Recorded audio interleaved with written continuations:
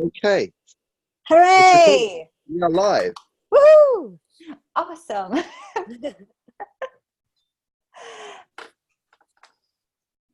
Cool. So welcome. Thank you.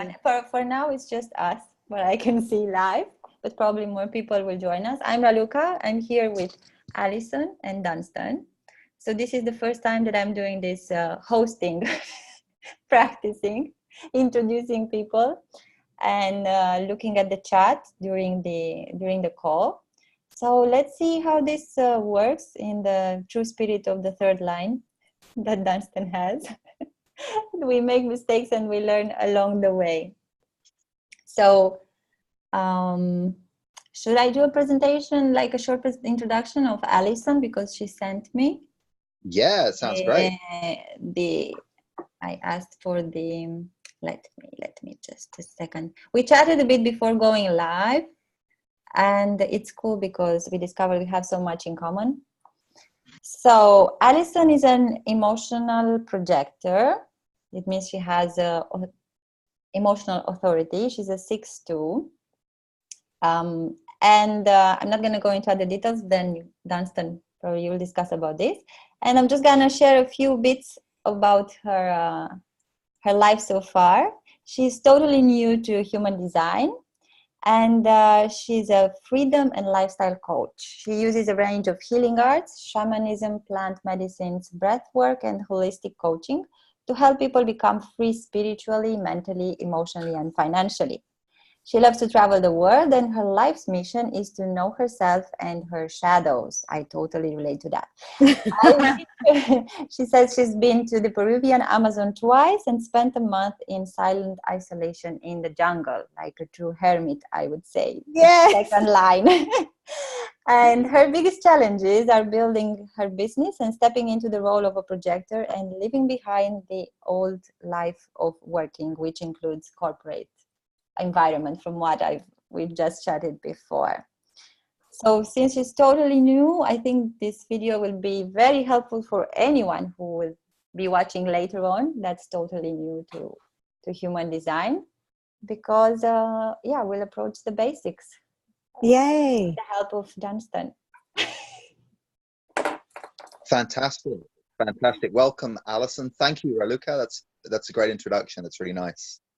And Alison, my intention is to for this to be fun, for it to be an interesting, enriching experience, for you to feel some clarity, and also, in the experiment to see where does your experience of life match up with the chart, and where does it not, and what does the chart explain from the past, and how can it help you going forward to have a more fulfilled and activated experience. It sounds like quite the change you've had. Already, huh? Yeah, definitely.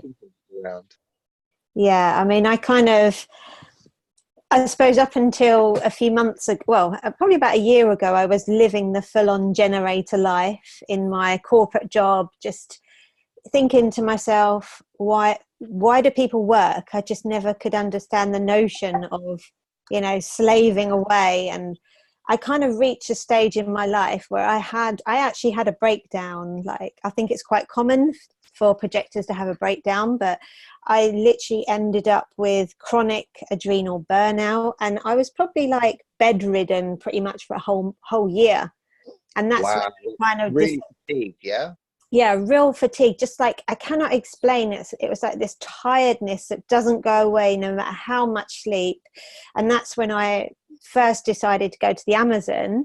And it was while I was in the Amazon that I was kind of shown and taught, I'm never going to heal all the time I'm working. So it's just been this whole thing of like, well, if I don't work, how do I earn money? And I have all these amazing gifts to share, but I find it so difficult to get my business out because I'm supposed to be invited to share that, right? And this is kind of like my challenge. It's like leaving that corporate life away and really kind of sharing my gifts with the world and attracting the people that want my gifts, rather than just saying you should do this and then pissing people off.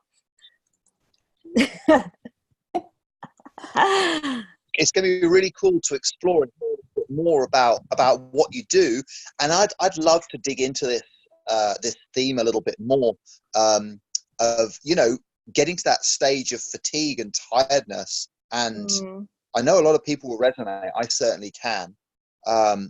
And yeah, like, you know, mostly we come through school and it's like we end up with this idea there's a thing called a holiday. Yeah.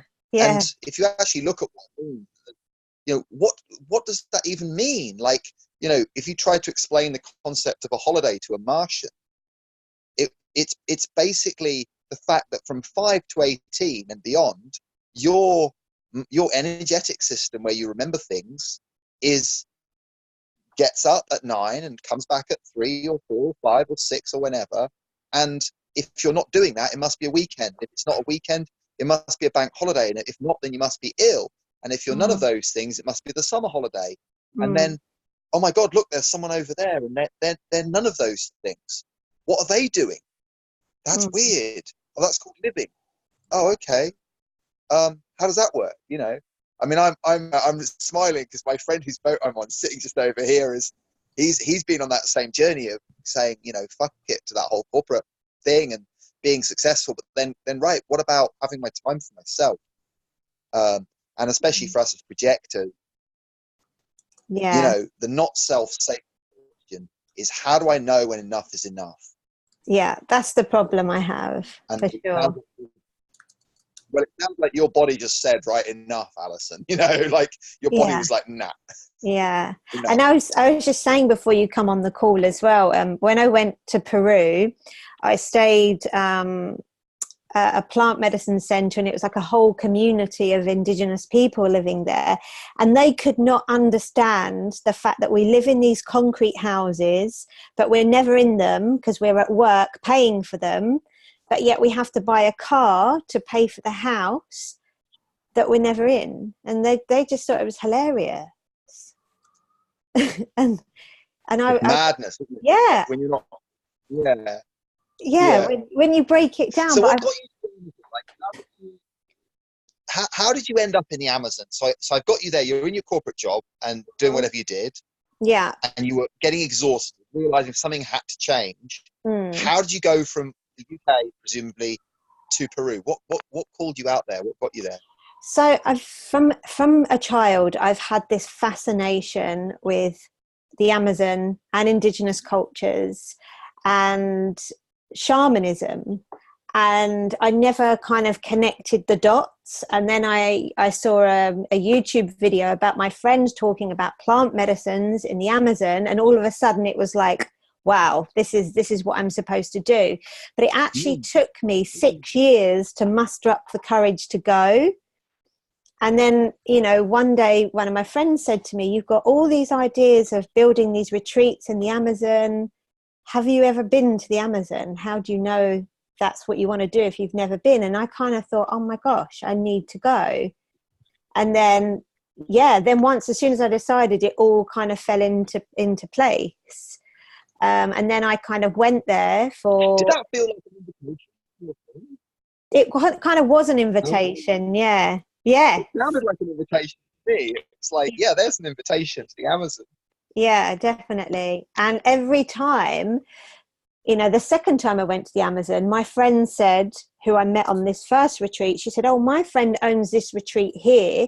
This is the kind of work they do. You should go there. And I was like, okay. And then I went there, and now they're inviting me to go and work there, which is pretty cool. Cool. Super cool. Yeah. Super groovy. Mark, would you prefer if I put my headphones in? Or you... No, it's fine. You sure? Yeah. All right. I prefer not to have my headphones. My friend's super cool. We haven't caught up for about a year, and he's like, I was like, oh shit, I was supposed to do this call. He's like, yeah, fine. From one boathouse to another. Yeah. Which bit of water are you on, Alison? I'm in Kent. I'm on the River Medway. So Nice. Yeah, so it's quite a big part of the river. It's just before it goes out to the estuary. So there's like a community of about 100 boats here, and we're currently floating. Okay. But we kind of float twice a day. I've been here. This is the third summer I've been here, and I'm slowly becoming more and more hermit-like. So you do have the second line in your chart, don't you, being a 6-2 profile. So for those that are new to human design, profile is the 2 numbers. So each number goes from 1 to 6. So Alison is a 6-2. So 6 is the biggest number. It's the top of the upper trigram. And that's the role model. And that's a very interesting profile. And then the 2 is the hermit, which is the second, obviously the middle of the lower trigram. So 6-2 is the role model hermit. And the role model is the conscious part. We always say the conscious first, and then the unconscious part is the hermit. So how are you with that, Alison? Do you want to say what you know so far about those things, or shall I jump in and say what I know about them? Or I mean, I don't really know anything about them, but I can definitely see how that kind of fits into my life just by you saying that. But I don't know what it means in human design. Cool. Super cool. Okay, it's just great to know where people are at, and of course wherever we start there's going to be people watching this who'll be like, yeah, that's me, but this is about you. The 6-2, the role model hermit, is the 6th line has 3 unique phases. Now the whole point of this, and I find this beautiful, because the wisdom for the 6th line doesn't come until around about 50. I think it's Chiron return, and I just love that, because in so much of society nowadays, you know, like in terms of being young and beautiful, like I'm well over the hill in my 40s, you know, it's like, you know, 20, 30, you start going down in this crazy mentality. But as far as wisdom and being a role model, of course, 50 is a nice age to kind of aim to that maturity of like, hey, you know, get to 50, and then that's when your wisdom has been matured enough to really be a role model. And so there's nothing to do. You follow your strategy and authority. So you wait for the invitation as a projector. You wait for your emotional wave with your authority without rushing into things. Really sleep on it. Let time be your friend. And over time, this is going to emerge. So how old are you right now, Alison? Just turned 40. Well, a couple of months so ago, you're in the middle. You're in the middle phase. You're right in the middle of, they call it being on the roof. So it's kind of like the 6th line is up there near the roof. Now, the 6th line lives the first 30 years as a 3rd line. So I'm a 3rd line. So the 3rd line is all about making mistakes and learning by fucking up, basically, and having definitely a whole range of different experiences. And that's from 0 to 30. It's kind of like, you know, even if you're you've probably got some good stories to tell, have you? Amazing stories, yeah, about all my fuck ups. Yeah. Any that spring to mind as being that fit this kind of person? What, like in terms of messing up, in like around what age did you say? Because you kind of from 0 to 30. I know for me, there's this part of me, the 3rd line, which you may identify with from that time, where I know something is not a good idea. Oh yeah. I know that it's not going to work, but I do it anyway because I want to know what's going to happen. Yeah. Pretty much every job I've ever taken, every relationship I've had. I actually, in my 20s, I thought it'd be an amazing idea to become a pole dancer. That was just a real experience in itself. And there was a part of me like, what are you doing? What are you doing? But I went through this whole rebel stage in my 20s, just partying, drugs, I was just completely like out of control the whole of sort of my 20s. Yeah. Yeah. This is an interesting perspective. Now, when we look at it through the lens of this role model, it's like, how do you have wisdom later in life if you never have any experience to build it on? Yeah, this is true. It makes perfect sense. As a 6th line, you would try all sorts of different things. Yeah. And, you know, then this period about being on the roof from 30 to 50, it's a time for integration. It's a time for it's a time for reinvestigating things, or just kind of absorbing. You can't carry on with that craziness. Yeah. You know, it's a time to reevaluate, and it's not mental reevaluation. It's just like your system is just integrating all that stuff. And, you know, you've got another 10 years of that. And, you know, it's like just learning all the lessons from the first 30 years of life. Now, the better you do that, then you mature into a really powerful role model where come 50, someone's going to call you down from the roof and you're going to be invited to bring your wisdom into the community. And, you know, you're like a, you know, like a vintage wine or a cheese that's really matured, that has good, you know, but I'm being silly, but you've got that wisdom. You've worked for that wisdom. You've made all the mistakes. You've integrated it. Now you've got some wisdom. Now you've earned the right to be a role model. Wow. That's crazy as well, because I think since 2017, I've naturally gone into an integration phase. It's like, right, I'm going to start integrating all the things I've learned from plant medicines, from this corporate life, from, you know, all these coaching modalities that I've learned. I'm just going to integrate and learn what works for me. So that's weird that it's just happened naturally. And that's the thing. It's like, it's almost like the thing with profile, and for anyone watching this, the thing with profile, it's not something you try to do. It's not something that you're like, oh, I'm supposed to be a 2-4, therefore I should experience life like this. No, it's kind of saying, well, it says I should be experiencing this. Is that what's really happening in my life? A bit. And then something happens and you go, oh, wow, something just shifted in my life. A breakdown, a breakthrough, a relationship, whatever it might be. And then it's like, oh yeah, look, that pattern's emerging. You know, it's like the wisdom that comes from the plants. It's like the wisdom emerging. It's not something that mind's trying to do.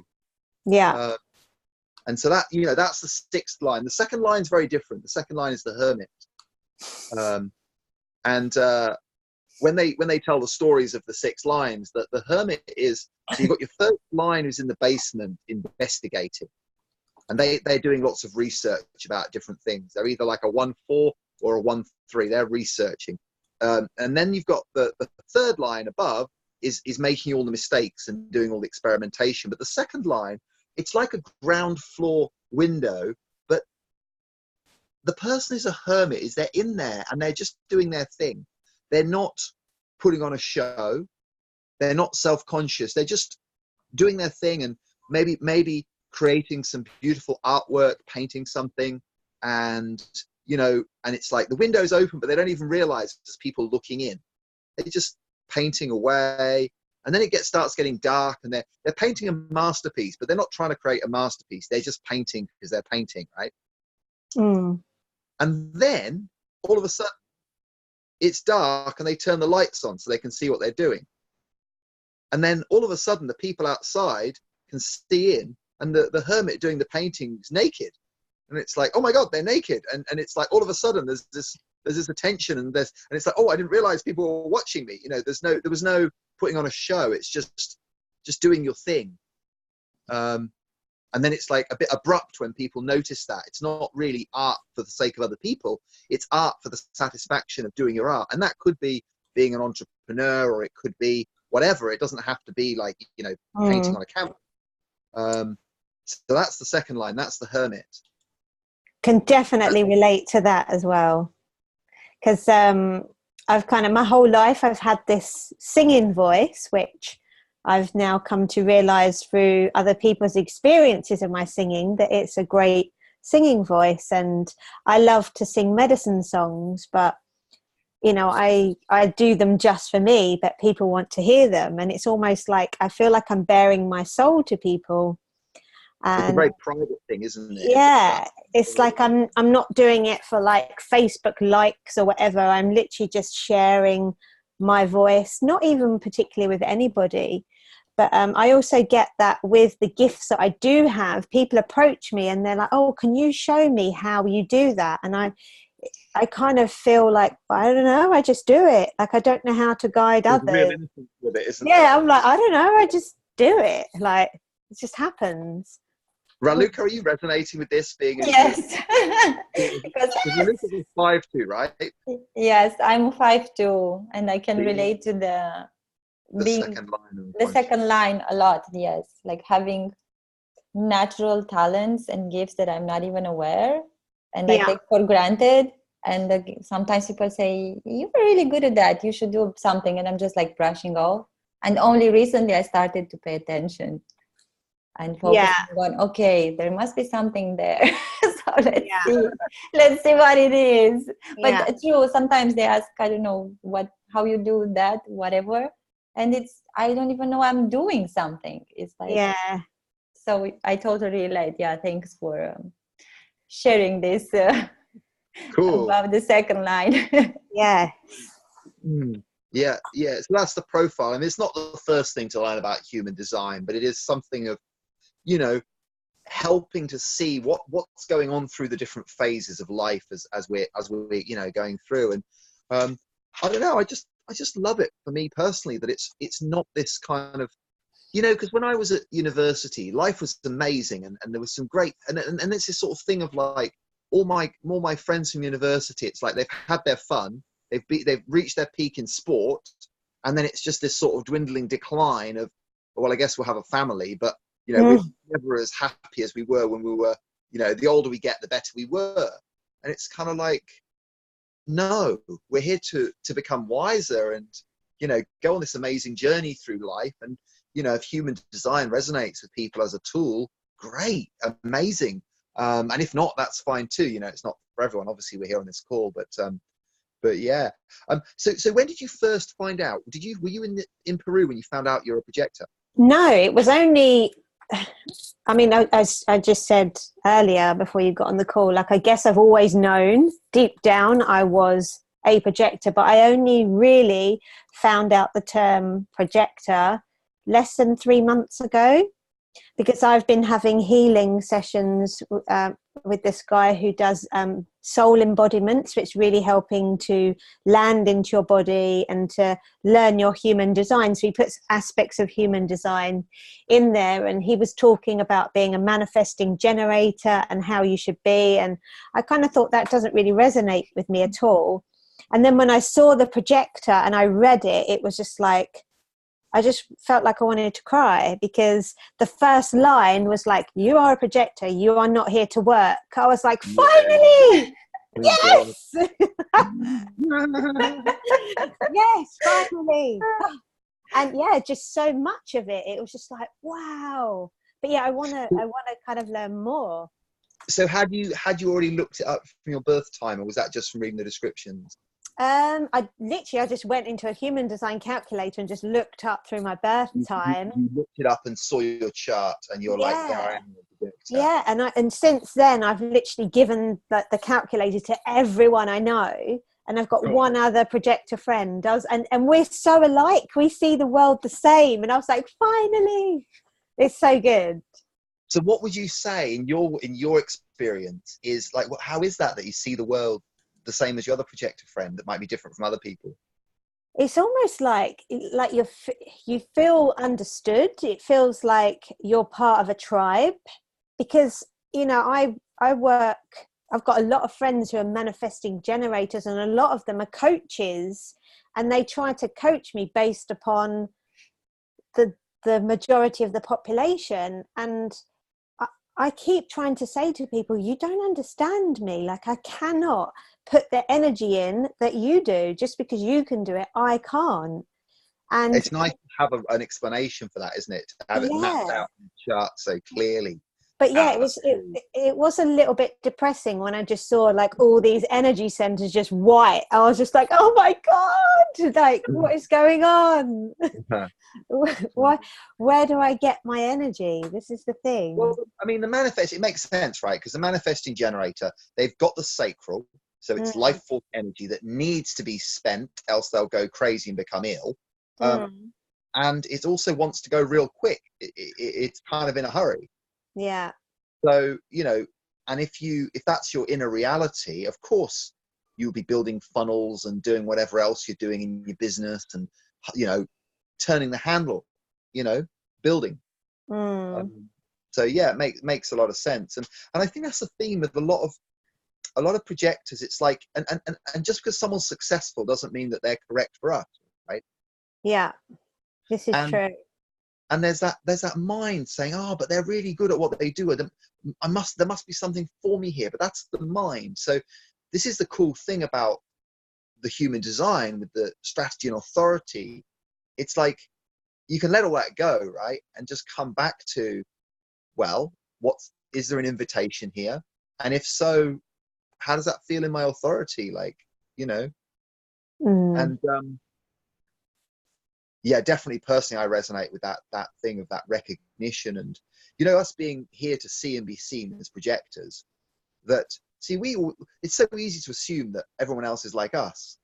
So we see, but not everybody sees those things. And when we realize, I call it a disowned genius, because it's like a super talent that we have, that because it's just so normal to us, we don't realize other people do not have it.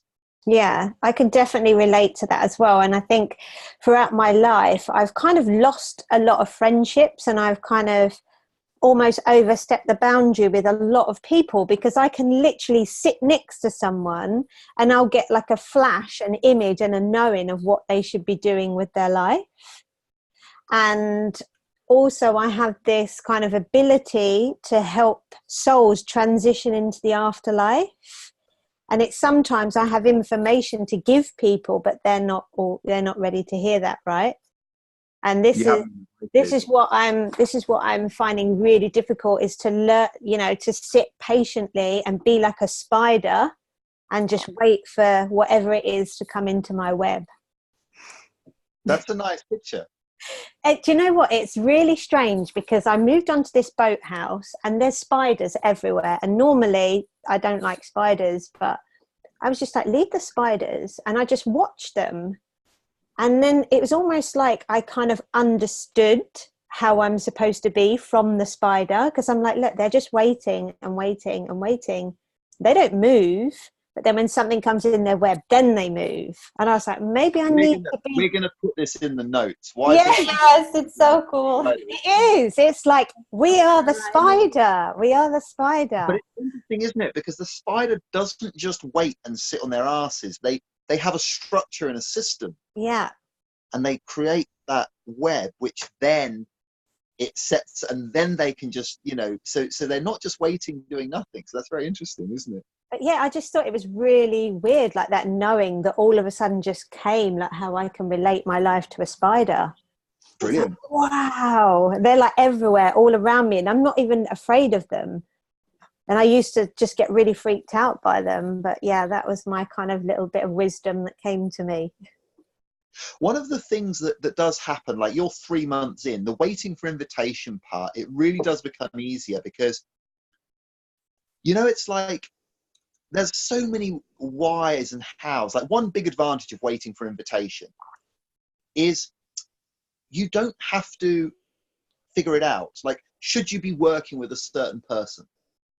Now, once, you know, of course, when we're trying to make a living or whatever, it's tough, because it's like, you know, you want to do the work you're here to do, and you want to get paid, and, you know, but beyond all that, it's like, if someone hasn't invited you, there's nothing to do. And what I've found is the more I dive into that, the more that I can feel the difference between when I was invited and when I wasn't. Yeah. And today I had a situation where I went into something that I wasn't invited into, and I tricked myself to thinking I had an invitation. And it's interesting, because I'm in this bubble in our beautiful projector community, surrounded by, you know, Raluca, Pascale, Jimmy, and we see each other. And so it's kind of like, it's obvious that we see each other, because it's so obvious. But then, like, out of that bubble, it's like, oh yeah, that's right. I'm in the matrix. I'm in regular world where, oh, that's right, I have to wait because I haven't been recognized and invited. And that's where, you know, I personally do respond to being invited energetically. However, coming back to the formal invitation, you know, was there recognition? Is the person inviting me because they want me to make the numbers up? And they're like, oh yeah, you'll do, come on. Or is it like, I see this in you, and I would be so grateful if you could do this for me. If you would consider, you know, it's like, wow, you should be doing this. You need to be on my team. Or, you see what I mean? It's like, there's a real, it's a very specific thing. And of course, in my ego, I'm there thinking, well, I should be recognized. I'm great. I do all these things, you know, and it's like I can delude myself and lose my clarity and think I've been invited, but I haven't been invited. I haven't been recognized. Yeah. And so it's such an ongoing experiment to that, you know, and then you know, because you end up feeling a bit bitter and you're like, oh cool, I'm feeling bitter again. Oh yeah, that's right, I didn't wait. Cool. Do you know, it's like, even reading that bit, like about the bitterness, and you know, my thing is like, my whole life is I just put myself out there and then I get rejected, and the theme of my life has been rejection, and it's like, it then kind of makes me really nervous about approaching a situation because of the potential rejection. And it's almost like I've done all this inner work on rejection. Like, what is it? Why have I got this big thing about rejection? But it's all part of my human design, right? Like, I've got to wait to be invited, which for me, it's like, it's mega frustrating, because I think I've created this business, what I want to do. Now, waiting for the invitation, does that mean I create what I want to do and then I wait for people to invite me to show them that? Or is it literally a case of the world is inviting you to, and that's what you should be doing? Does that make sense? Make it real simple. Yeah. It's a good question. Let's break it down real simple. The reason we need to wait for invitation is because, you know, we can do all sorts of things as projectors. Now, the first thing is to look after our energy and to not be running off of empty, not be in the not self of trying to keep up with the generators. Now, having done that, you're an energy projector of the 3 types. So you have motors defined. Obviously, you've got the emotional center.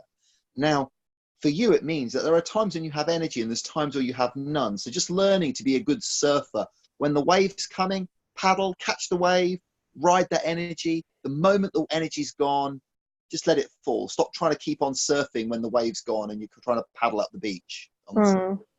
It's like, now the wave's gone. Paddle out the back, wait for another wave. Just chill out. If you need to have a fuck it day or spend a week in bed, do whatever you need to do. Yes. But the sooner you recognize, you see, the sooner you spot, oh yeah, the energy's gone. And your mind's like, but, we nearly got it done. But, hang on a minute. No more energy. So the sooner, what I found is the sooner you recognize, sooner I recognize that, and the sooner I kind of just let the surfboard sink down again and paddle out around the back and just, you know, surfers always waiting out the back for the waves, just sitting there, just waiting. And then the waves build up. There's a set coming through. There's some big waves. Yeah, boom, I'm up, I'm on, I'm in the barrel, whatever. And then the waves are gone and just wait again. That actually happened today. Like, for the last, I think, 2 days solid, I've been cleaning out the hold at the bottom of the boat. There's all like old stuff in there and it needs to be prepped for winter. And I've had all this energy and I've been down there and I've been going to the tip. And this morning I woke up and I was just like, right, energy's done. I need to sleep for another 3 hours and I need to just chill and do nothing. So I'm learning. It's so hard. Isn't it interesting? Because as a kid, you know, it's so easy, but then we get, it's like, no, you're doing something, and it's like when we're on, we can get way more done than anyone else. Yeah. But it's not to get addicted and take that, you know, everyone likes having energy. There's not many people that like feeling depressed or feeling flat or feeling like you get up and go, just got up and went, right? So, but it's like autumn and winter, and you can't have summer the whole time. Yeah. You know, so it's that process of going inward. And one thing you could look into at some stage is the melancholy gates. So all the individual gates have a melancholy aspect where, you know, it's waiting. Like all the energy in winter goes into the plants and into the ground, and it looks like nothing's happening. But then in spring, guess what? Boom! It's all pops out, and it's like, wow, you can't have spring and summer if you didn't have winter. True. And it's the same in our inner world, isn't it? You know, like that. That's the first thing. Now we were talking about invitation and success, and the thing is that, you know, you can prep your boat and do all that, and when you've got the energy and when you haven't got the energy, and it'll all work fine. But, you know, your deepest existential reason for being here as a projector is not physically doing stuff. It's your capacity to guide other people by your ability to see. You can see where they're at, you can see where they could get to, and we can see other people more clearly than we can see ourselves, because our aura is focused and penetrating on one person at a time. And so having that aura, it's like a laser, and it can be too much for people. You see what I mean? And you'll notice this in the projector group, and it really stands out when someone who kind of should know better comes and starts penetrating. Like I did it the other day. Like there was a woman on my live yesterday, and she jumped in, and then I reacted, and then I had a little conversation with her, and I misunderstood, and I said, well, you're very open and blah blah, and then she was like, I didn't ask you to look at my chart, you weren't invited. And I was like, oh my goodness, that's how it feels. I'm like, whoops, I forgot, oops, you know, and I'm a third line, so I'm like, oh yeah, that's right, that's what I'm not supposed to do. And we can be a fucking right pain in the ass for other people.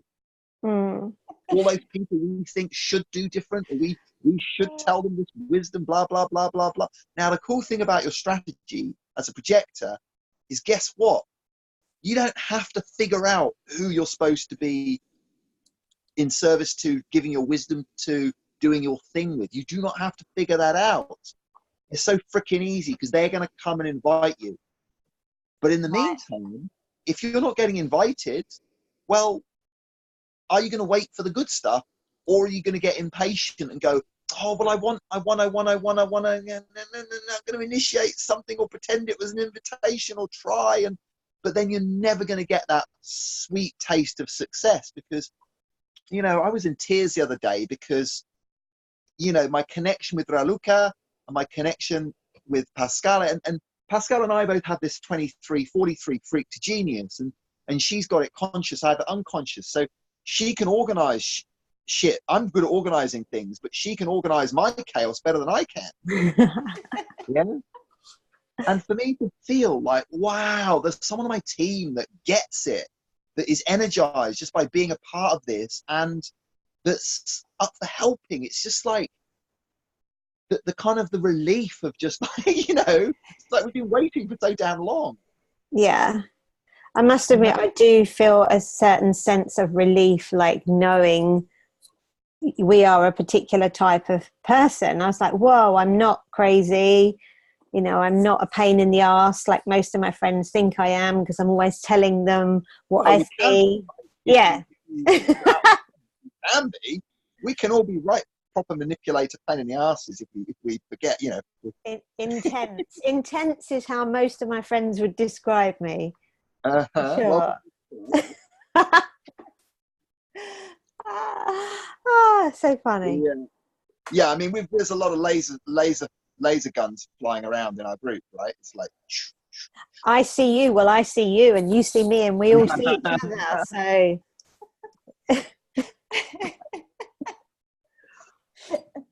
when I was in Ubud, we did a talk. I did a talk, and then we had a workshop, and the workshop was interesting because I got them to do a dance, so they all went in groups, and then we actually had 2 reflectors even. So there were 4 different groups, and I think we split the generators up into man gens and generators, and then they each picked a song, and then they got to dance that song. And the projectors were like, "I see you, baby. I see you, baby." We definitely do. That one. And that was a fun way. I long to meet a reflector. It hasn't happened yet. I bet they're intense, right? Raluca, where was the video where I talked about that? Was that on with the what's her name? Anne, yes. Near the end of Anne's interview, I talked about meeting a reflector. I remember. Yes, I took note about it. Experience. And Alison, if you want to check it out, we're starting to index things, and yeah. You know, you should be able to jump straight to it. It's near the end of that one. So, and you know, I'm getting a sense of it deeper and deeper. And there's something about how. Have you ever done done work in corporate or whatever and felt like you're someone's bitch, like you've got to do all these things, you don't really want to do it that way, and it's stamping your style, and it's like, I don't want to be someone's bitch, but I look it up. It's funny because me and my best friend, who's a manifester, look out. Like our kind of theme is like, we are not going to be someone's bottom bitch. We are not going to have other people tell us what to do. But that's been the theme of my life as well. It's like, don't tell me what to do. Like it really annoys me when I know when we're supposed to wait for the invitation, but it's also really annoying to me when people say, well, this is what I think, this is what you should do, and this is how I see you. And I'm like, well, I didn't actually ask what you think. And, you know, so I think it kind of goes both ways, right? Yeah, I mean, look, the point I was aiming for. Yeah. Thanks, Christian. Thanks for jumping in. Christian's got to get going. I mean, the point about it all is, if you don't want to be someone's bitch, and I'm just being a bit cheeky and a bit blunt here, the best way to not be someone's bitch is to wait to be invited, and especially emotional authority, right? Let's think about regular projectors first, right? So, best way not to be someone's bitch is play a bit hard to get, right? Because if you're so damned eager. Oh God. What was that film with Woody Harrelson where there's the was it Natural Born Killers? I don't know.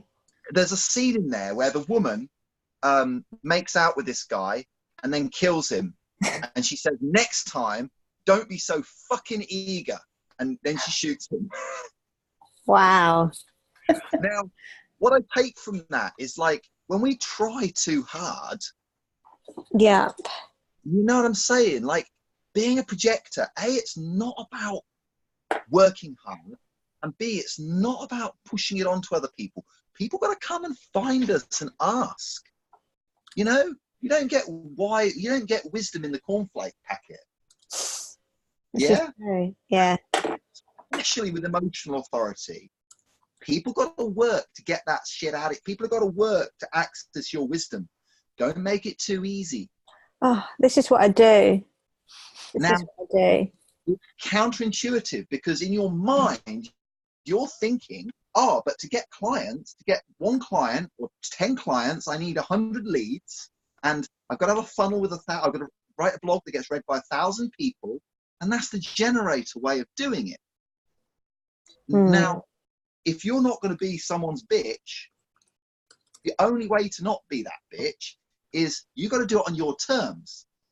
Now, if you're sitting on the back of your chair and you're like, your sacral's like, nah, no energy. You're like, yeah, come back tomorrow. I haven't got any energy right now.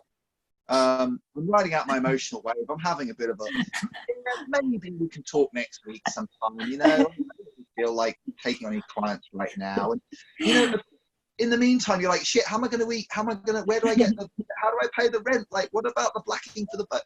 And then it's like, yeah, you know, I'm not for sale. And then it's like, oh, you again. Oh, you really do seem like you're serious about it. Okay, so I guess we could talk. But you know what? I'm really expensive. And by the way, you know, if you work with me, you're going to do what I say, and this is going to work, but you've got to do exactly as I say. I don't want clients who dick me about and are half-assed. You've got to be you've got to have some skin in the game. You've got to be all in, and I'm expensive, right? So you know, and there's no refunds. So are you sure you want to do this? Okay. All right. Well, yeah, let's slip, yes. And this is especially the emotional authority. It's like, yeah, maybe, but talk to me next week, you know? And in the meantime, you might know straight away, but in the meantime, your process of making that decision is like, yeah, maybe, yeah, okay, yeah, that's that. And then over time, it's like, and it's that trust that the correct invitations are going to come back. And this is exactly the opposite of going out and initiating. So how's that going so far? Tough, yeah. Because it's like, even as you were saying that, I could feel the anxiety building, like, oh my God, like when people come, I have to say yes straight away and grab onto them, but it's not the way to do it. And that's what I do. I chase and I chase and I chase and I chase in all areas of my life. You're playing laser tag. You're running around after people, shooting at your laser at them and tagging them, or paintball or whatever. Yeah, that's me. Gosh. But you know, be gentle, and also you can start to see, you know, it starts to become amusing when you see what's really going on, right? It's fun. It's fun. And you start to see, okay, so why am I anxious? Like, do you have an open root center? What are your open centers? Now she has a defined root. Can we see, is it possible to see Alison's chart? Yeah, because you said as well, I've got a very wide split definition. Yeah, which I don't know what that means, but Raluca, have you got the chart there? I have the chart she sent me, but it's quite of low quality, so I don't know. I can put it in the chat. I've got one on my computer. Do you want to share that one, Alison? I think it would be best. Yeah, share it. It's like the actual big hang on, let me just, it's like a big report. Hang on, let me, well, if you can zoom in on the relevant page, we can see that report there. So you've got the wide split and you're an emotional authority. So we're going to look at which centers are defined and which centers are undefined. Hang on, well, how does it go onto a single page? Hang on. While you're having a little play with that, maybe Raluca could go through the set. Have you got it there, Raluca? Could you say which centers are defined and which ones are undefined? Yes, just a sec. So we've got 9 centers in total. Shall I share my screen? Go ahead, let's have a look. Let's see. We might as well see what we can see. And then we can... Right, okay. Let me just share my screen. And when I'm watching this as well, like, you know, we're like less than 10 podcasts. That's coming. That's good. Now we just need the right... We can see all your finances and things there. You might want to...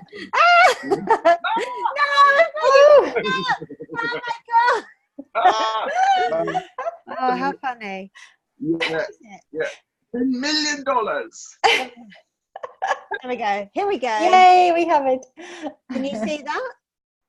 Yes, I can see. It looks to me like you have 4 centers defined and 5 centers undefined. So would you like to zoom in a little? How do I even do that? There you go. Perfect. And we'll go in a bit closer on the body graph itself. You know, it tells you about your aura and your strategy, and you've got the cross of upheaval and so on. But that's nice. Let's go in a little closer. That's really clear. That's perfect. Right there. Spot on. So there's 3 triangles and a square, and then they're defined, they're colored in, 2 brown ones, a green one and a yellow one. Now, do you know which of those centers is which, Alison? I know, obviously, the bottom is the root. Yeah. And the one to the right of the screen is that the solar plexus? No? Yeah, it's the brown triangle that's colored in, and it's the solar plexus, and it's also the emotional authority, and that's colored in because it's defined. Anyone with the emotional center defined instantly has emotional authority. Now, for about a year, when I first started human design, I didn't realize that solar plexus and emotional were the same center. Right. So that was good to figure that one out. So you've got the solar plex, or SP, and you've got the root. And then you've got the 2 at the top. Yeah, so one's is it called the Anja? The Anja is the triangle pointing down. Yeah. And the head is the one pointing up. Yeah. They're a little bit like your crown and your third eye, but it's kind of good to learn human design in its entirety rather than trying to bridge across from the 7-centered thing. However, there is a good way of remembering the centers, because if you know the 7 chakras, right? From yeah. The 7th system, right? So the root is the root. The sacral is the sacral. And if you look at vertically, root goes up to sacral. Then after sacral comes the solar plexus. Now in human design, it's split out into the solar plexus and the spleen. Yeah. And they're both triangles at the same height, right? Mm-hmm. So that's kind of 2 for the price of 1. And then we go up a level, and that will be the heart chakra. But in human design, we've got the G center, which is the spiritual one. It's the, you know, your life purpose, being in the right place with the right people. And then the funny shaped triangle, that's the diamond, which is usually yellow in it, which is yellow if it's colored in. And then the triangle next to it is it's got 3 names. It's the will, it's the ego, and it's the heart. But it's the heart in the physical sense. It's about willpower, and it's a motor. And that one's red when it's colored in. Also the sacral is red when it's colored in. Then we go up and we've got the top 3 are like the top 3 chakras, the throat and the ajna and the head. So you have the ajna and the head defined. And then you've got 5 open centers. Now, you mentioned about having a wide split. So first of all, let's talk about definition. Are you clear on what split definition means here in your chart? From my understanding, just from looking at this, it means that I've kind of, it's almost like the chart is split, isn't it? Because there's stuff going on in the bottom, there's stuff going on in the top, but nothing going on in the middle. I mean, there's a few hanging gates going on in the middle, but I mean, let's just start with definition. Definition is where it's colored in. Mm-hmm. Now, there are 64 different gates, which form 36 different channels. Now, each of those gates has a number from 1 to 64. For example, if we look at, you have gate 17 in black. So then you look and go, right, where's gate 17? Oh, yeah, it's up on the ajna at the top. The left side pointing downwards. Can you see the gate 17? Yeah. Now, you have that one in black because it's conscious. And that's actually your sun gate because it's the circle with the dot at the top of the numbers. It's your sun is on gate 6, or sun on gate 17 in line 6. Now, a gate can either be red or black, or it can be like cinnabar moth, like it can be both. So if you look at gate 57, which is on the spleen, pointing at the throat over to the left of the body graph, you've got the 57. Yeah. So that's conscious and unconscious. Now, if we look at why, it's because if you look at Pluto at the bottom of those 13 of the column of numbers, Pluto is almost always the same for conscious and unconscious. So 57.5 in the red and 57.4 in the black. So that gate is a hanging gate, but it's conscious and unconscious. Okay. So can you see it? Can you name a hanging gate in your body graph that's just unconscious, so just red? Oh God. Oh, There's 5 of them. Yeah. So from the root. There's a lot on the root, aren't there? Yeah. So which one of those? Which one is? Say, repeat that again because the phone was ringing. What did you ask me? So the question is just for you to pick one of your gates that is just red. It's a gate that's red, which means it's unconscious defined only. So there's 38 and 54, right? And 39 as well, but And 39. Yeah, exactly. And 38 and 39 are both deaf gates, and they're both on the individual circuit. So 38, I believe, is the fighter, and 39 is the gate of provocation. So you can see how there's pressure coming up from the root, like provocation. You know, that 39 is provoking across to the 55. And the 55 is the gate of spirit. So, you know, don't worry too much about all the different gates, but, you know, just if you a little bit sticks with one or the other of them, that's cool. The pressure from the root wants to flow through the body graph.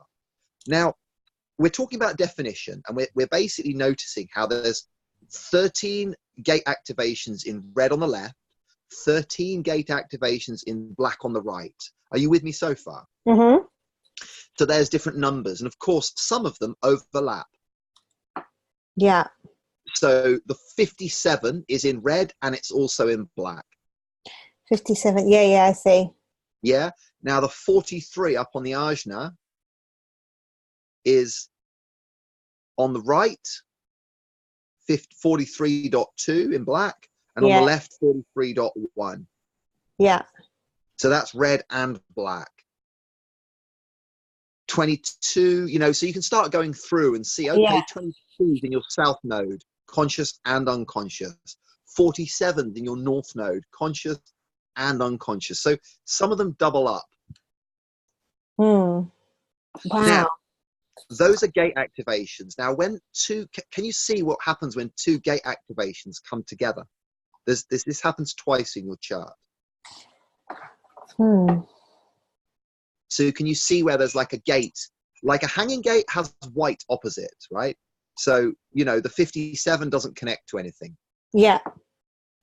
But can you see where there's some that do connect? So, the 17 connects? The 17 does not connect actually, because it's hard to see the numbers up there. They don't quite line up, but it points at the 62, and the 62 is undefined for you, so it doesn't connect anywhere. So ones that connect. So what? So it's the color. So it would be 39 and 55. Is that right? 39 and 55. They connect. Yeah. So 39 is a gate of provocation. 55 is a gate of spirit, and together they form an individual channel. Now, because it's like you've got half a bridge on one side, half a bridge on the other side, doesn't matter what color they are, when they connect, then you've got energy able to flow between those two centers. The centers are a bit like islands.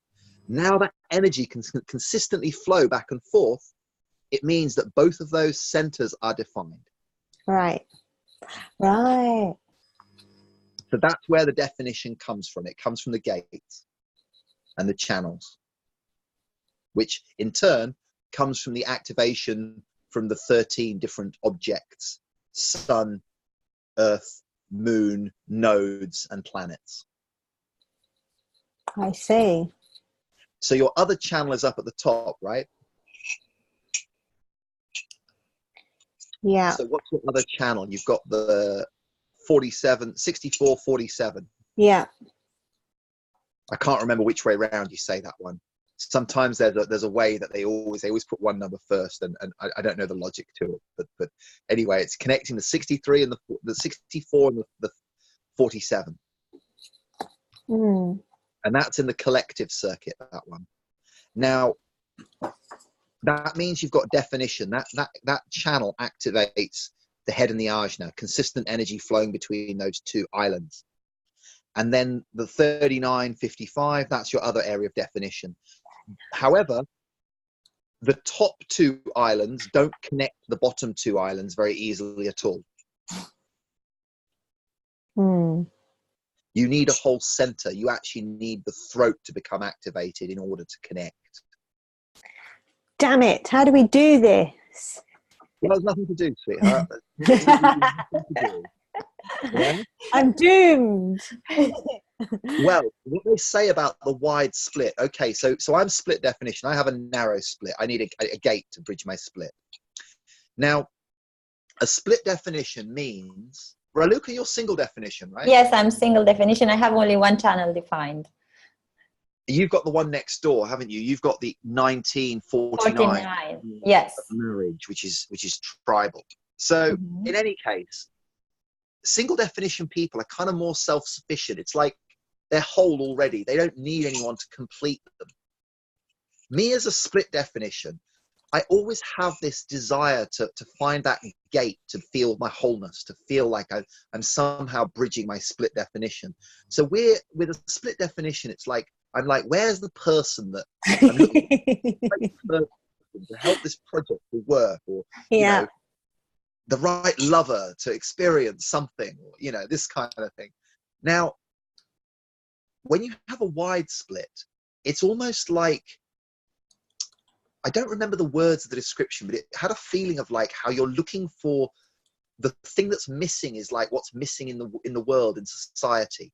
It's like this feeling like something's missing in the world. Yes, that's exactly how I think. And that's what bridges your split. So the thing is to not to not fight that, you know, to you know, it's like life is all about tension. Life is about these different forces pulling and pushing. So you need the throat to bridge your split. Now, the interesting thing about the open throat, have you seen the not self themes for the different centers? I don't know if you've got those, Raluca. We should save that in a folder somewhere. But each of the 9 centers, when they're white, has a not self theme. I can look for them. I think I have them at It's interesting what you said about the throat as well, because I kind of had like my voice was stuck inside for so many years, and I always had this singing voice that I would use in private, and then I'd kind of act a little bit silly in front of other people. But now I feel like I'm truly able to express my singing. Right. So it's such a perfect thing you're describing is, you know, and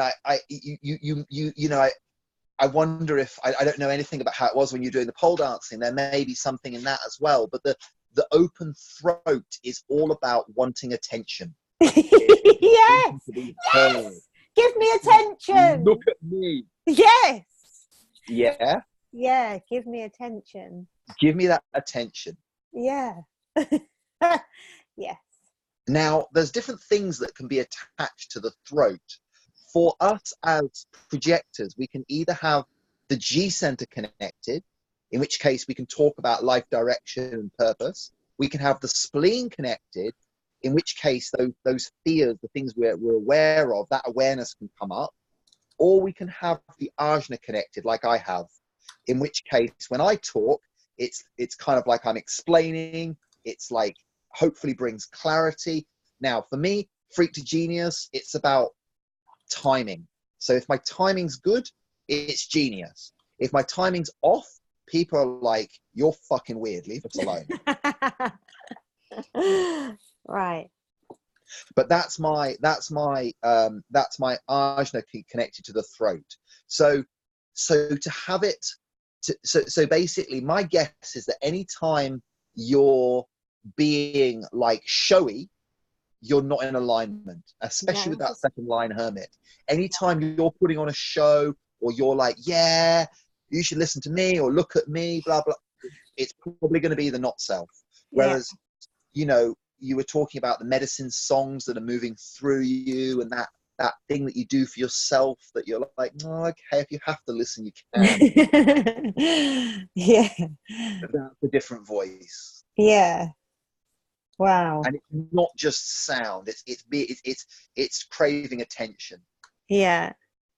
So interesting. Yeah. Huh? I can definitely tell the difference, because again, when I've been invited to sing like in medicine circles, part of me is like, oh, God, I don't want to sing.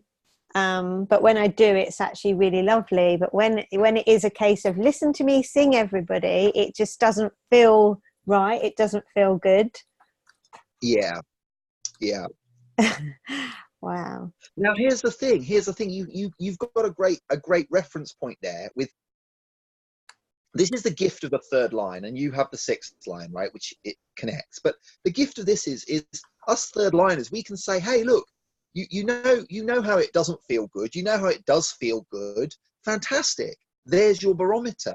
Yeah. There's your constant spirit level, your constant little monitor. Oh shit, I'm feeling bitter. Oh, I'm feeling like someone got me and I feel success, you know. And it's not like you do it once and then it's done. Yeah. It's a moment by moment practice, you know. Like, of course there was an invitation, you were invited, then, you know, I set these up so I'm not too proactive. I'll say to someone, here's some things about your chart, but then if someone wants to do an interview, they kind of almost have to invite me to invite them, sort of thing. I never follow up on people much. Yeah, I kind of I have nobody. Some weeks I have 2 people. I was like, invite me. I need to figure myself out, because I just and you know, it's like a little dance with 2 projectors. Like, you know, I take a little step towards you and I go, hey, here's something about your chart. Now, some people, like I mentioned that girl, I said something about her chart. She was like, leave me alone. I don't want you looking at my chart. Whoops, I wasn't invited. But it's like I've got a friend who's a magician, and I asked him to make a video, and Raluca, remind me, because I haven't shared it yet. He made this video especially for me. He's in Melbourne. Okay. He's incredible, the magician. He's super cool. And I met him when I was teaching swimming, blah, blah. Anyway, so, the magician pulls the handkerchief out of their pocket. And it's like an infinite handkerchief that just keeps on going and keeps on going. Yeah. Now, if a magician just stood on the stage and went, "Hey guys, look at my handkerchief," zip, ha ha ha, it wouldn't be funny, would it? No. So what do? They tease you a little bit. They're like, "Oh, look, here's a little bit of my handkerchief." And then what happens? Then they're waiting for some energy to come, and then it's like, "Oh, here's a little bit more. Oh, look at that. That's funny." And so I got him to make this video of him pulling the handkerchief out of his pocket over like a minute. And that's the trick. What's one of the tricks that I like to use as a projector.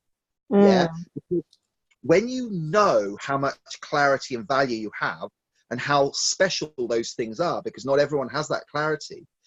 You see, when you're trying to be seen and you're trying to get an invitation or you're trying to initiate, it's like all of that magic, you're trying to put it on show, but it's far too much. There's way too much there. You can't possibly give it all to someone, especially if they haven't asked you for it. You need the right conditions to give your magic. And the conditions is the other person needs to be receptive. And the only way they're going to be receptive is if they invited you. Wow.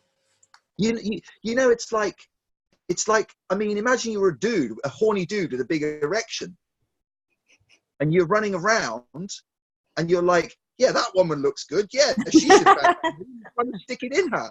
Well, no, you're not going to be very popular, are you, at the party, if that's you? Yeah. Now you might have like the most amazing, if you're this dude, you might have the most amazing penis. But you weren't invited. You're not running around trying to stick it in people. Yeah. I mean, it's a bit crude, but you get what I mean. Basically, us projectors are a little bit rapey with our opinions. Yeah.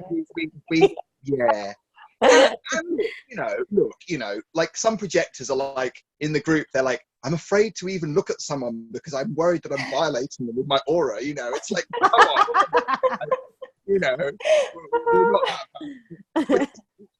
And that's when, for me, I like to tune into the energy. It's not just about waiting for the formal invitation. It's like, "I invite you to have sex with," it's like, but it's that dance. It's that being awake. It's that being alert. It's that, and I sometimes do a little, it's like, if you're a dude and you like a chick, a woman, and you go up to her and you don't take your dick out and try and shove it. You kind of might go up to them and flirt with them a little bit and kind of, you like to, if you're a woman, right? Most women like to be flirted with a little bit. They like the guy to let them know that he might be interested, but it's not too full on. It's to dance. It's the handkerchief is coming out little bit by little bit. I think that's what I've got to unlearn, because my whole life I've been very much like, this is what I want, I'm going for it. Can you feel that? Can you feel that, Raluca? Can you feel it? Oh, like even in myself, I'm like, and in my head, I'm like, what are you doing? What are you saying? Like, just shut up. And my inner voice is just like, shut up, just shut the fuck up, just shut up. But it's almost like I can't stop. And then I'm like, oh my God. And then I feel that resentment and that bitterness. Oh, sorry. I have to put on some lights here. Yeah, me too. There we go. Watch out, you second line people naked doing your paintings. You better be careful. People might look in and see you. Oh, this is so funny. I love it. Yeah. So a little bit of I mean, it's say about sales, isn't it? Most people are trying to sell. Yeah. And I've done no selling whatsoever. Like, I love it. I want to be in service. I want it to be useful.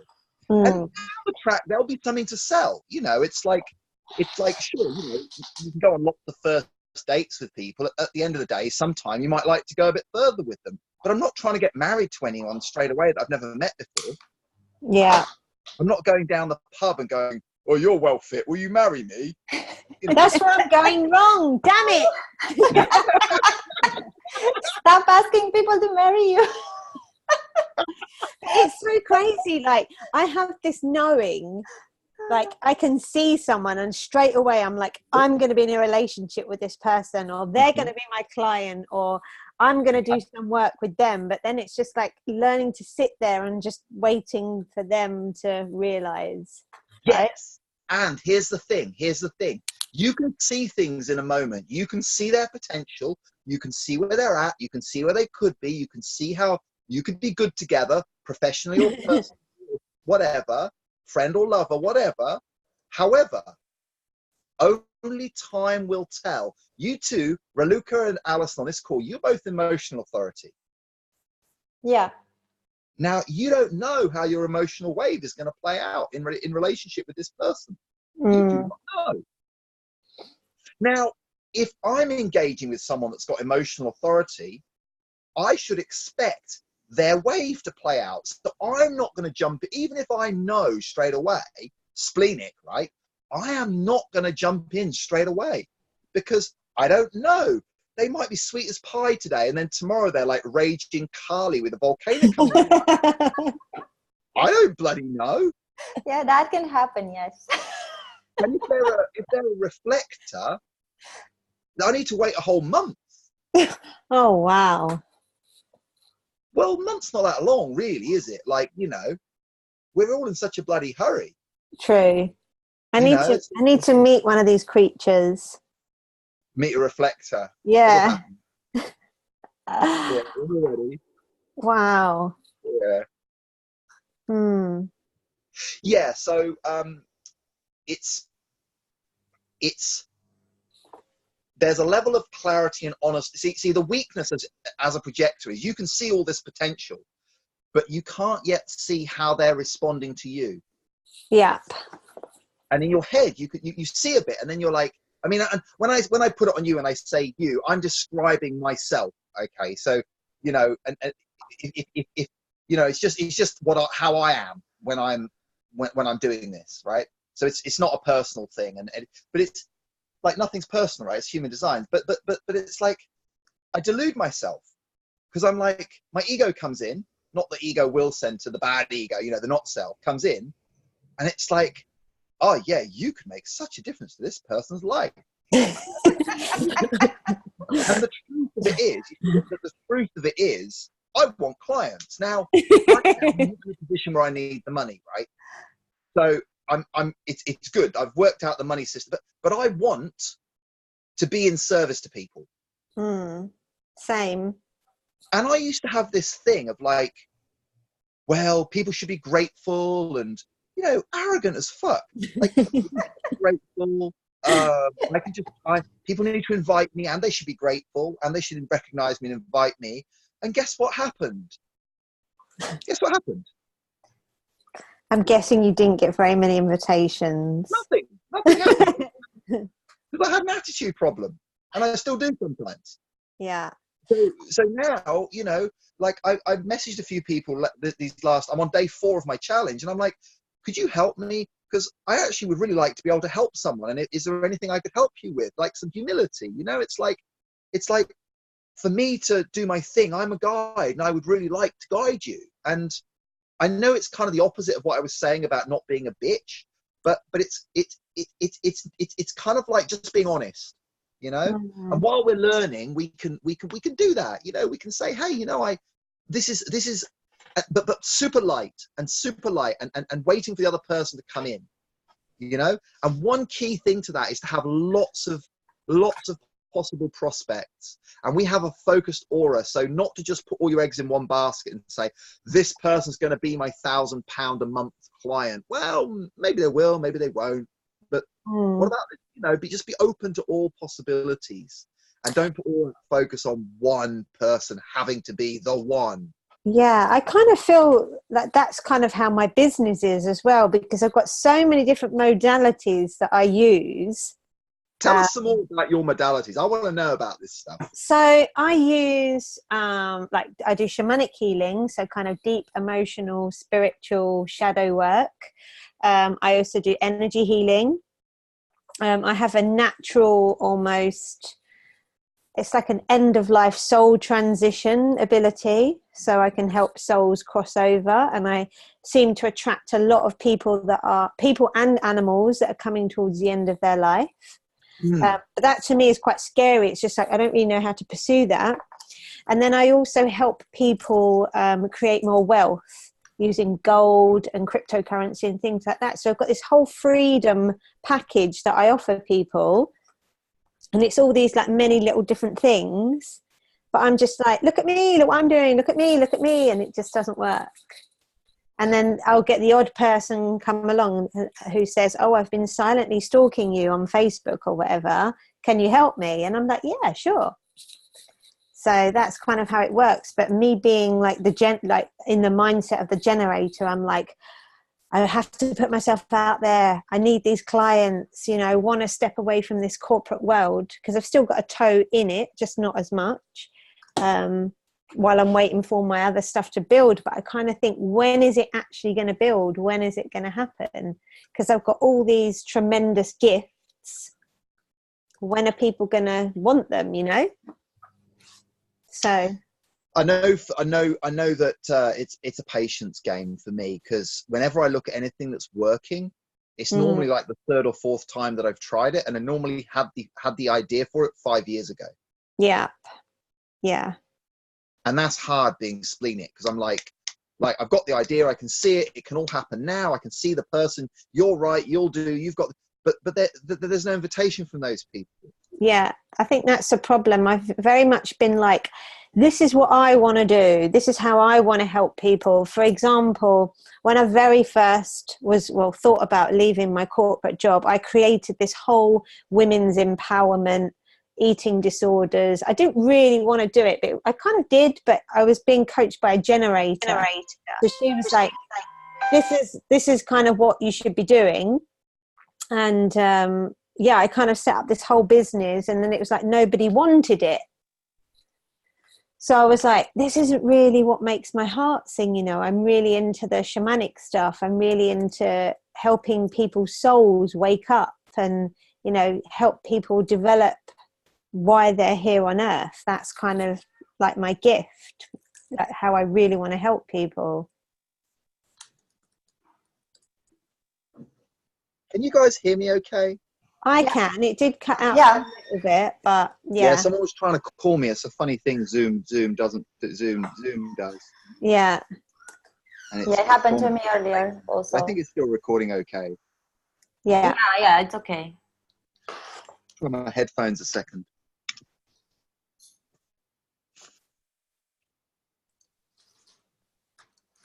Yeah. Do you have any other questions about any of the open centers or anything else on your body graph that you'd like to know about? Something you said just now, it's like I have this idea. I mean, from what you see from my chart, I have all these ideas of things that I want to do, but I find it really difficult to bring them into physicality. And I just wondered if there's anything that you can see there as to why that is. Yeah, that makes a lot of sense. Can we pop your chart up again? Because that really is exactly clear on the chart. Let me see. Oh, there it is. Okay. Yeah. I'm just gonna. I don't know what's recording, so I think it shows what's on my screen records. So anyway, you've got the top two centers.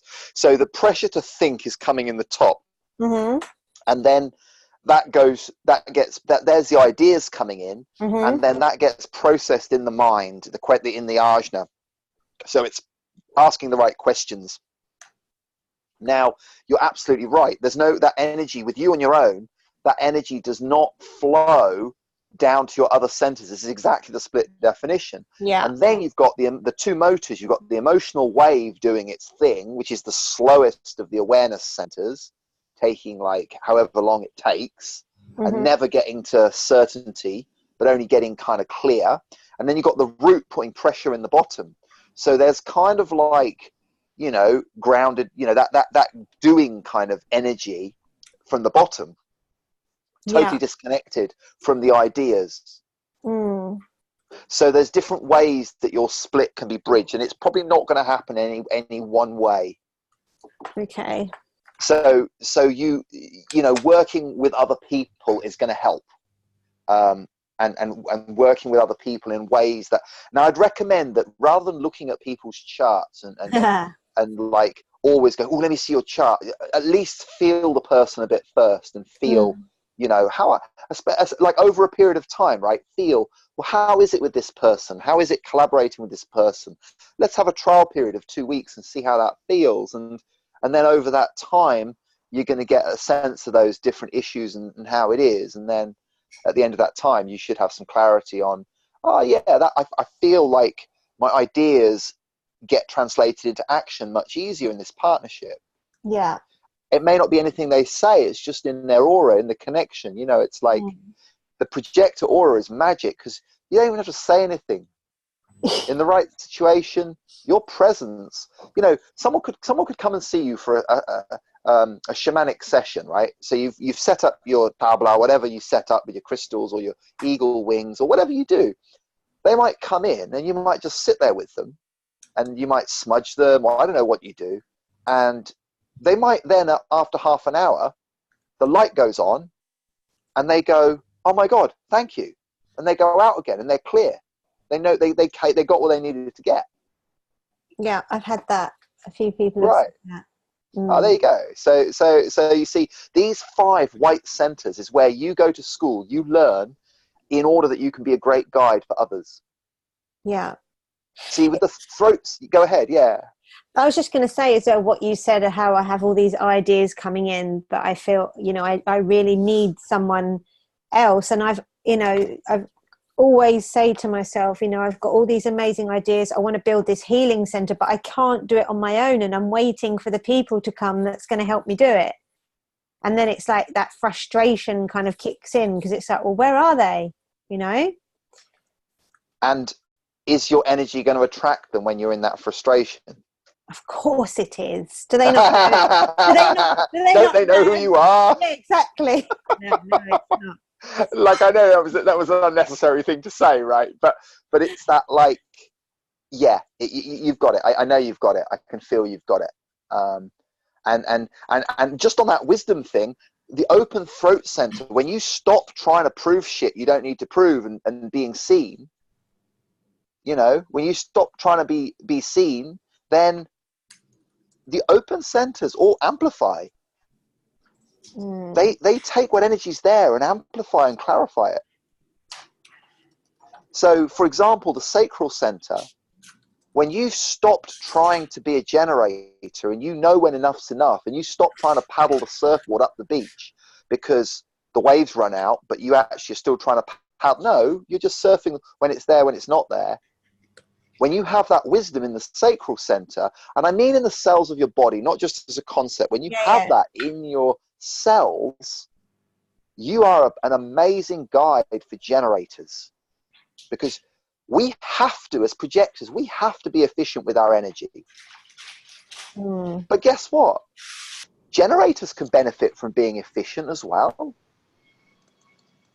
Generators can do with having someone guide them and be a bit like, hey, you know, you were doing that and that and that, you know, but they've got to come to you and invite you, and they might say, hey, look, I get it. I'm doing a lot of work, but I sort of just feel like I'm not getting traction, like I could be getting a lot more done.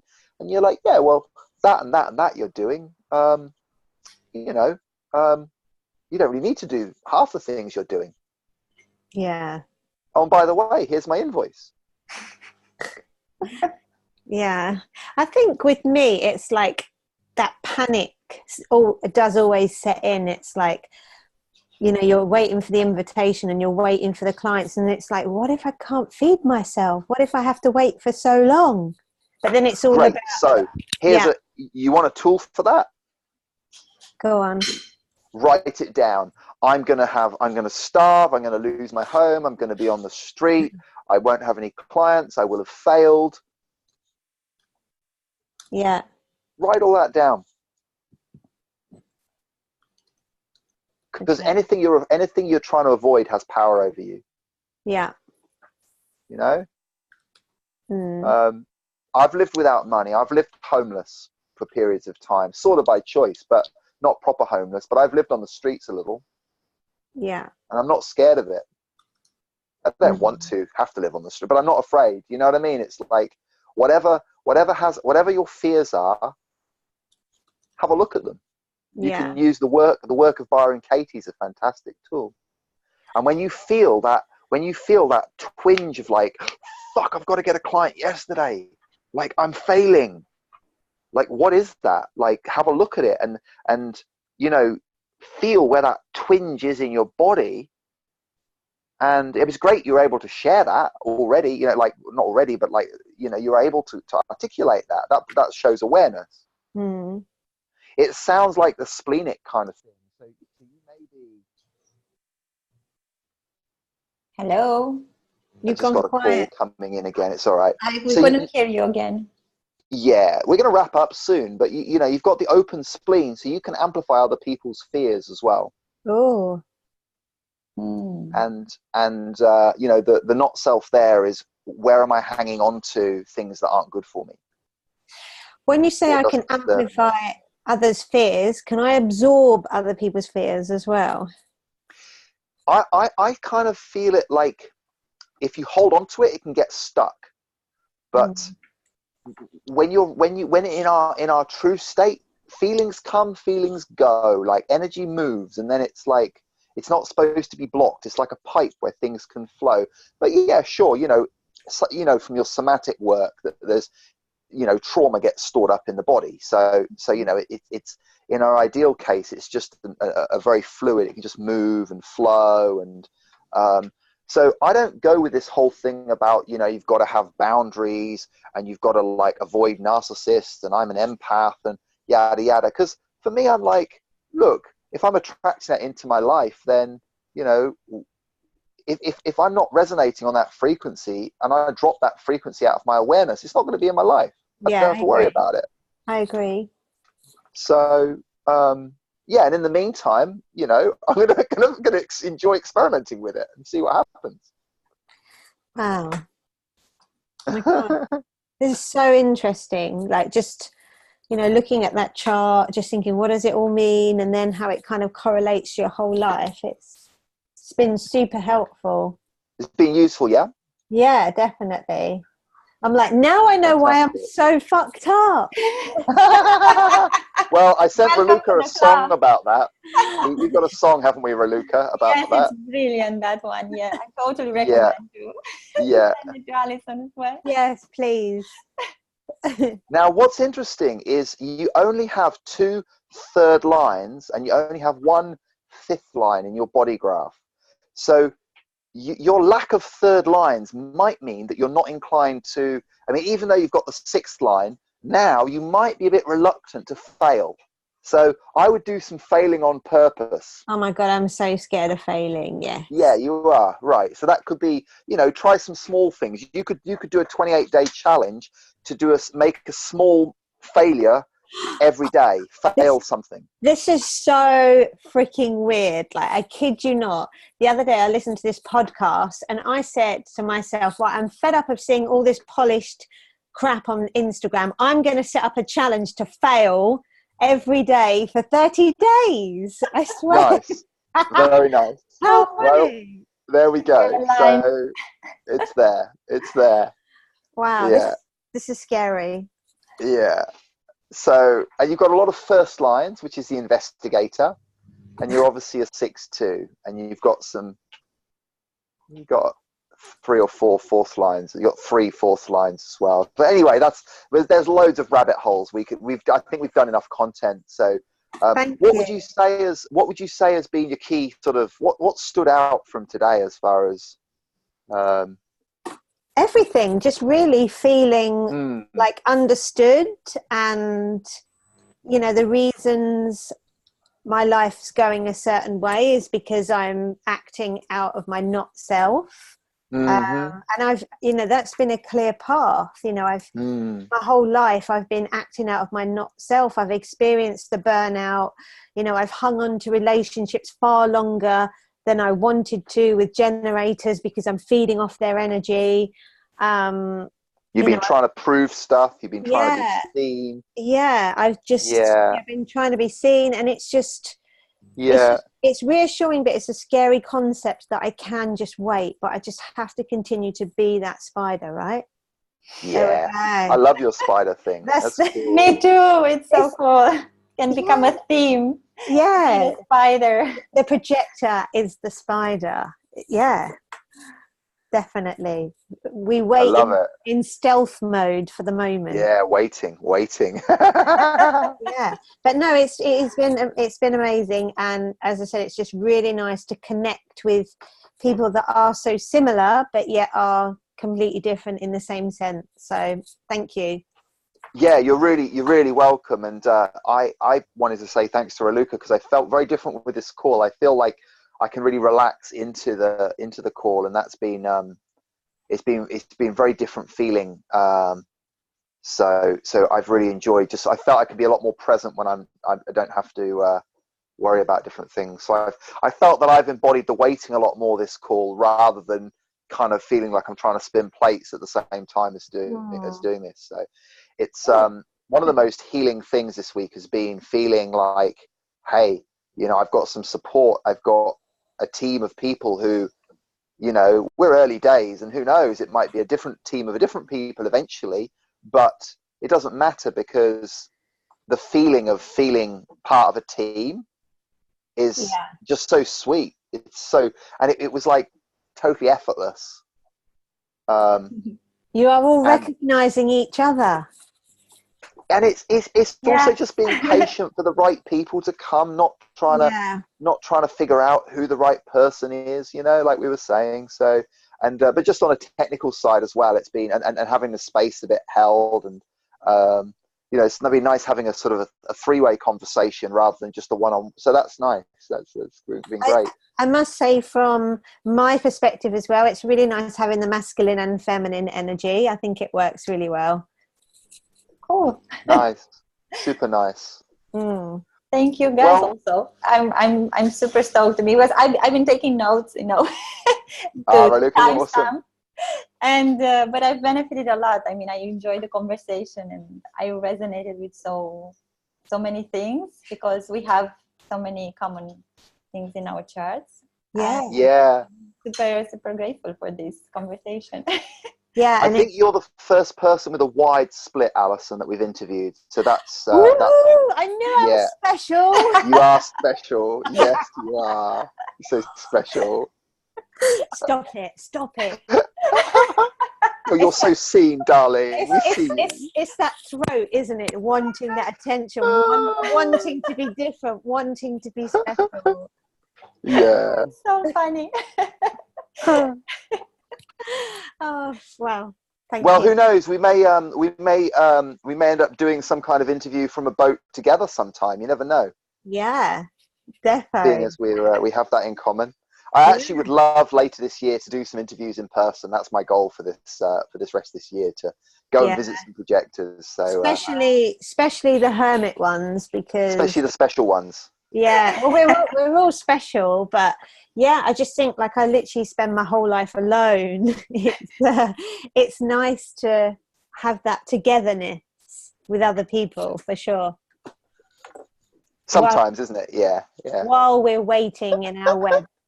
As long as we've got a boat to run back into and go and shut the hatch.